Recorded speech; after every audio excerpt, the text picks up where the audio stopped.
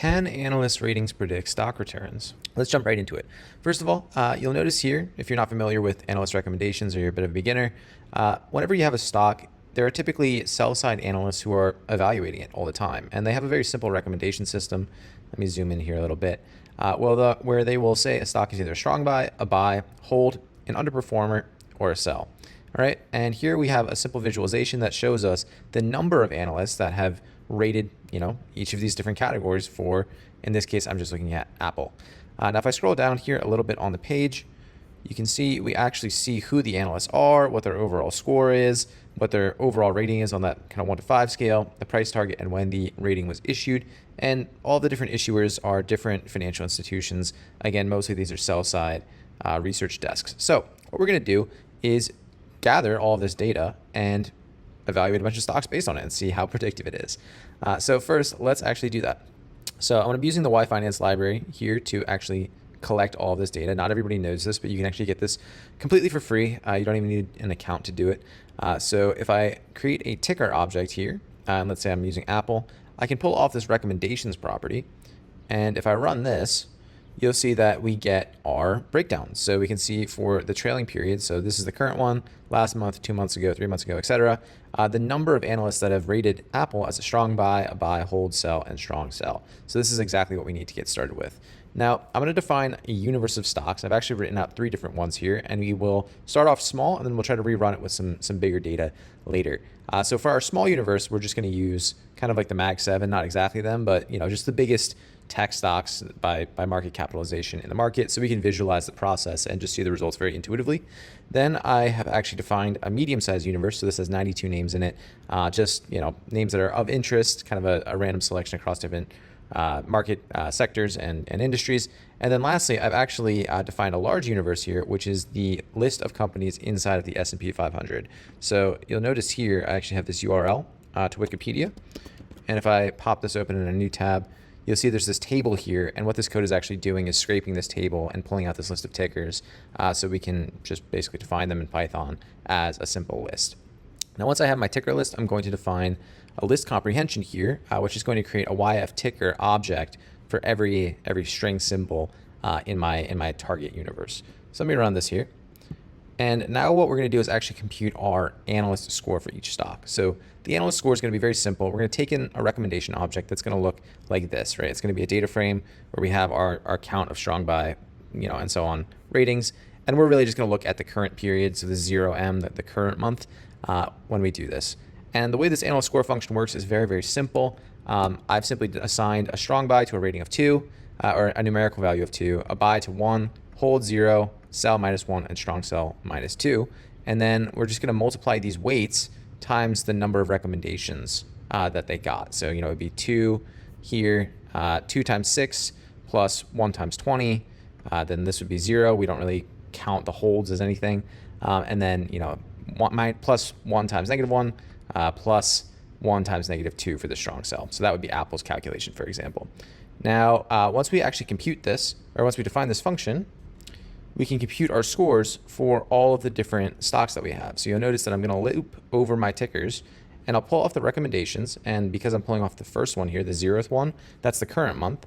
And I'll calculate my analyst score given the recommendation and store it in my data frame. So let's run this now.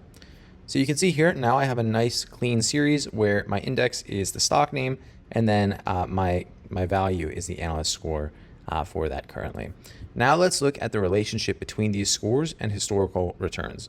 So I'm going to look at a couple different periods. We'll look at the 1 month, 3 month, 6 month, and 1 year returns for each of these stocks.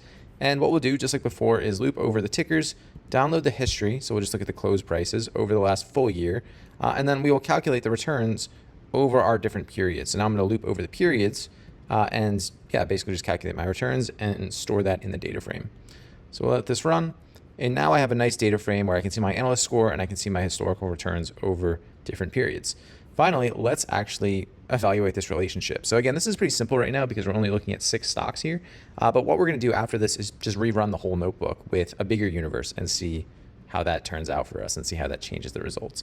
So I'm going to create, here we're just doing some plotting code. This is matplotlib. Basically what this is doing is it's going to give us a 2x2 grid where we can see across these different 4 time periods what the relationship is between these returns and the analyst score. So I'm going to loop over each of the periods, and we'll calculate, we'll set the analyst score and as well as the return values.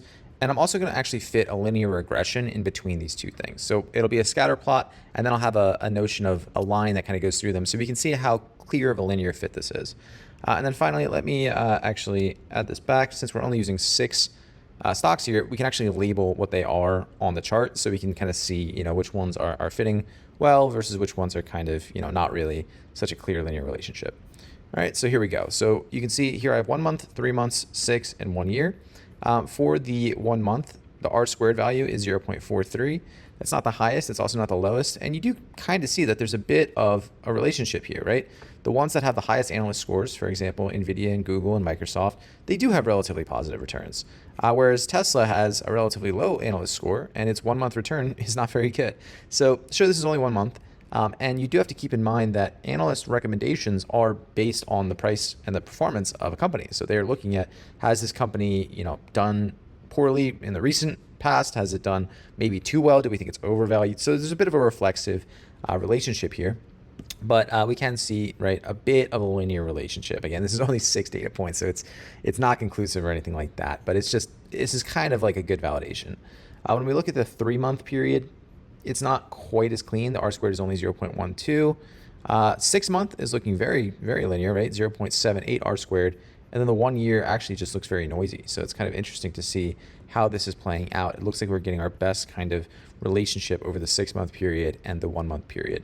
So now that we've actually seen this, just how it works for a small sample of stocks, let's actually scale this up, because to be honest, I just cherry picked these stocks as big tech companies. We all know that they've done pretty well in the market over the last year. So let's look at a broader universe and see how it holds up. So let me comment this out, and then I'm going to uncomment this one down here. We'll look at our really big universe with 502 stocks in it total. Again, this is the list of S&P 500 companies.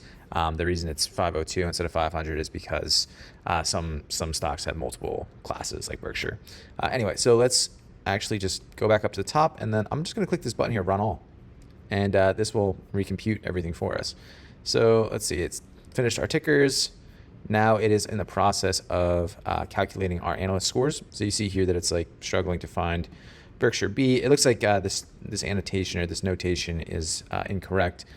For Yahoo Finance, maybe it uses a slash or a dash or something like that. That's okay. We'll just be missing a few things here. Obviously, you have to handle these sorts of edge cases all the time as you code, depending on your data provider. But this may take a minute to run just because we do have 500 queries to run. We have to load in the recommendations for 500 things. But there we go. It wasn't too long. And now you see here we have our 502 rows, and we have our analyst score for all of these ones. All right. Now let's look at the relationships between the scores and the historical returns. So just like before, it's going to download the 1 year price history for each stock in our universe. And then we're going to loop over the different periods that we're interested in and calculate the 1 year returns for that. Yeah, again, this might take a minute to run. This is not the most efficient code in the world. What we could do to make this faster is to actually pre-download our price history, or to create a data frame with all of our different histories together. So we can use something like the yf.download function, pass it in a list of names, and create one big data frame. And that would be a lot faster to access. But for the sake of this video, I just wanted to get something up and running. And this is often how I do it when I'm developing a strategy like this, is just to get something up and running that works on a small sample. And then I will actually just change out the universe, right? And try it bigger, so I have some actually statistically significant results, or at least things that I don't think are totally random. All right, so let's see down here. Looks like we have our price data, and yeah, pretty good, right? Everything still works exactly like it did before. And that's kind of the power of Python, is once you write the code, you can scale it and reapply it, and you have a template or a framework to keep working with. So now again, we have our 1 month, 3 month, 6 month, and 1 year returns, and our analyst scores. And now let's take a look at the relationships here. So first off, as you can see, I've kept the annotations on here, and it's pretty messy. So I'm going to turn them off. I think before I do that, I'm just looking for outliers. Obviously, these guys are they've had some pretty crazy returns and pretty high valuation. So a lot of analysts don't really like them that much. So they're kind of an outlier. But besides that, we just kind of have this nice big blob in here. So let me turn these off and just re-look at the chart. So here we go. So now we see, well, obviously our R squareds have gone down quite a bit, right? In fact, we have basically no linear fit according to these kind of R squared values. I would say this is not totally unexpected, right? Market data is very, very noisy, and there's a lot more factors than just, the simple kind of aggregated analyst score that could explain the returns of a stock over a 1 month period or a 1 year period. Generally, I would say, yeah, it's not a super clear fit, but there's a lot of things that we could do with this to actually expand it, right? Some things we could do would be to look maybe specifically around earnings results. So let's say we have our analyst score. Well, is that predictive? Maybe not over a 1 month period, but over a 1 day period around earnings time. And that's not really it, right? We can do even more. So let's say, for example, that we wanted to track how scores are changing over time. That might actually be more informative to us than just what the raw scores are. And if I jump back over to Yahoo Finance, you can see, if I scroll down a little bit, we have some notions of upgrades and downgrades, right? And these might actually be more interesting, is to not just look at the number of buys and sells, but to look at times where analysts are turning more bullish or more bearish on the stocks. So we can do that next. Another thing that would be interesting to do is to look at sectors specifically and see whether analysts are more accurate in tech or healthcare or industrials or consumer, whatever it is. It would be pretty interesting to actually break this down by the sector or by the industry and see which one has the most predictive power, which one maybe has the most informed analysts. And taking it a step further, right, we can see all of these different analysts, all these different sell side desks, right? It would be pretty interesting to see which ones are maybe the most accurate historically and which ones have the best coverage. And that way we can actually see, maybe we should weight this opinion higher or this opinion lower. And the last thing that I can think of to do with this analysis is to combine it with some fundamentals, right? So we might want to look at the EPS growth, the valuation, margins, whatever it is, and see if we can include those in our analysis to improve the predictive power, because adding those in along with the analyst recommendations would be very, very powerful. Now, obviously, we would like to design a back test or run some sort of simulation to see, let's say we created a whole strategy based on analyst recommendations. Is that profitable? Is that a winner? Now, here with Yahoo Finance, we only have the last 3 months of data, so we can't really do too much. But if you're able to find a data provider that has historical recommendations, or if you start to accumulate these, every month and store them in a data set yourself, then you could obviously build that yourself as well. So in this video, I just wanted to give you a flavor for the type of analysis you can do using really nothing more than, mostly this is pandas here, plus a little bit of plotting, a linear regression, and Yahoo Finance. And with just these simple tools, you're able to download all of this analyst recommendation data, build out some simple analysis, and kind of hit the ground running with what would be a pretty robust quantitative research workflow completely for free. So that's going to be it for this video. If you enjoyed, make sure to give it a like. Down in the description below, I've also added some free Python resources, including a cheat sheet on pandas and Yahoo Finance, so you can kind of do this yourself. And I'll see you guys in the next one.